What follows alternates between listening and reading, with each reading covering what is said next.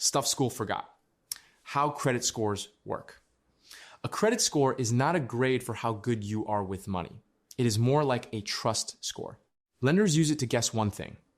If we let this person borrow money, will they pay us back on time? Your credit score can affect credit cards, car loans, apartments, phone plans, insurance, and eventually buying a house. So yes, it matters. But here is where people get confused. Credit scores are not just about avoiding debt. They are about proving you can handle credit. That means you usually need some kind of credit history. A credit card, a car loan, a student loan, something that shows you borrowed money and handled it responsibly. But that does not mean you should go into debt just to build credit. You do not need to carry a big balance. You do not need to pay a bunch of interest.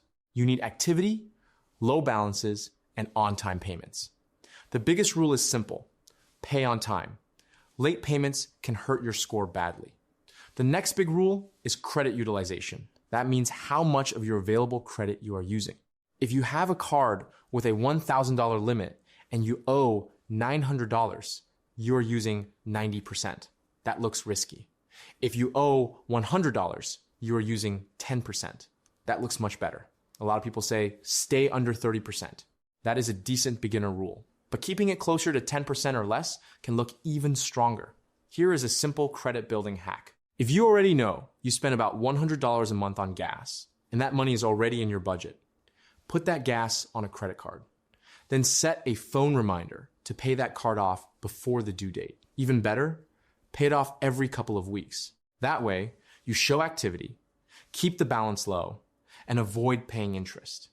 That is how you use credit without letting credit use you. Credit also rewards time. Older accounts help because they show a longer track record. That is why building credit takes patience. And applying for too many cards or loans at once can hurt you because it can make you look desperate for money. Here is the real lesson. Credit is a game, but you do not win by spending more. You win by looking boring and responsible. Use credit. Keep balances low. Pay on time. Do not max out cards. If you like this type of real-world information, make sure you like this video and subscribe to the channel.